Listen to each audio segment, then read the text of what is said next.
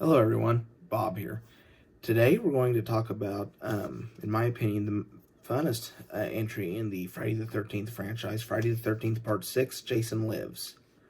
In this film, uh, Tommy Jarvis has been released from his string of stays in a mental institution, and him and his friend Hawes, for whatever reason, decide to go dig up Jason's body. And when they do, uh, in an homage to Ghost of Frankenstein, his body is struck by lightning and Jason is reanimated. Um, and then Tommy tries to go to the sheriff, and of course the sheriff doesn't believe him. No one believes that Jason's back. Camp Crystal Lake is opening up, and this is the first movie where there are actually kids at the camp. And it's this movie has a very unique sense of humor when compared to the rest of the Friday the 13th movies. This one is very self-aware. It tries to make jokes. It tries to some of them are dark jokes, but they are just like when the graveyard keeper dies. He tells this bottle that it'll be the death of him. Well, literally here a few minute or two later, Jason stabs him with it, and that bottle was literally the death of him. Like I say, this I alluded to in my Friday the 13th Part 4 review, but this one is my favorite entry in the franchise. If I want to watch a Friday the 13th movie, odds are I'm sitting down to watch this one. This one is a fun movie. It's doesn't take itself seriously. It has the right mix of horror and humor, and I'll get a little more bit involved in that here in the spoiler section. This one does have an Alice Cooper song. It's called "He's Back, the Man Behind the Mask," is the song that plays over the credits. Alice Cooper also has a few other songs in this film, but that was always a very fun 80s song to play, especially on a Friday the 13th or whenever the Halloween season and horror film season get running full gear. It's a fun song. But that's all I've got for my non-spoilery section, although I did technically talk about the graveyard keeper's death, but that was just to illustrate the humor I was referring to. Here after the spoiler warning, I will be back and we'll talk a little bit more about Jason Lives.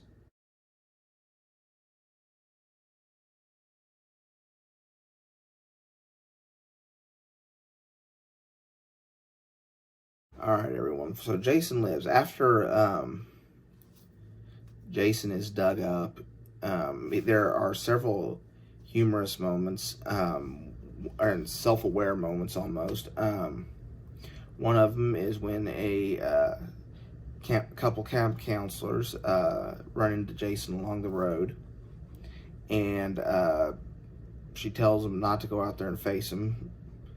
She's seen enough horror movies to know that a man wearing a mask is never friendly, and she tells him not to go out there because he's dirty hair. It's just stuff like that. References it. It's self-aware. It very much knows what kind of a movie it is. And there's another part in there where the gravekeeper, after they've dug... So, in the movie, after Jason's dug up, he kills Tommy's friend Hawes, and Hawes falls down in the grave, and the casket lid falls down on him.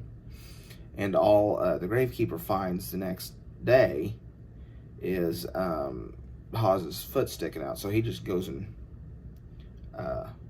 buries him back up. And the guy, and then later when Tommy comes back,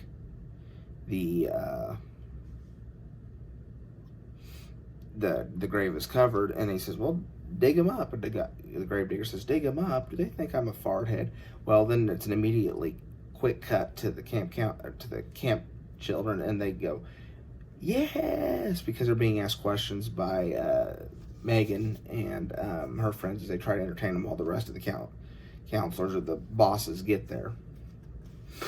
But no, like I said, I love the humor in this thing. It's a funny movie. It's probably my favorite part about it. I also, if I had to pick a moment though, the part where they dig Jason up at the beginning, and they you can hear Tommy's thoughts as he's thinking back to when he killed Jason at the end of part 4, and you can hear Trish's voice, and the music. It's just great scene. This one had the effects are good in it. I know they were made to trim them down, but the deaths are good without being over the top in this, because it does try to find what you call fun ways to kill him, just like when Jason accidentally twists Sissy, I think was her name, and it's her head off, and he's like, but and then the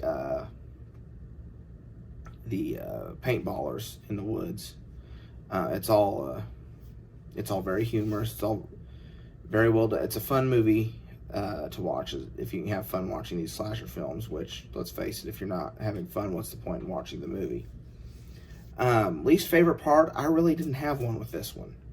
I enjoyed the whole movie. I guess if I had to pick one aspect of it, I was never really a fan of the deputy. He's just kind of irritating.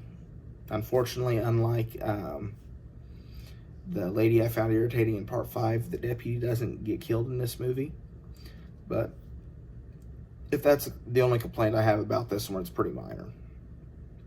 The kill count. Jason kills 18 people in this movie, 17 of which are on screen. There is one paintballer who, he's being chased away, and you don't actually see him get killed, but you see body parts of him later when the sheriff finds him.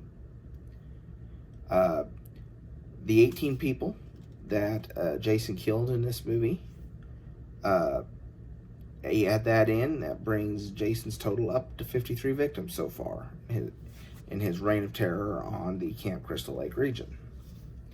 My favorite moment of the score, and again, this is another part that fits the humor bill. Right after they dig Jason up, and right after he's been reanimated, and after he's killed Hawes, Tommy runs off to go get in his truck and run away.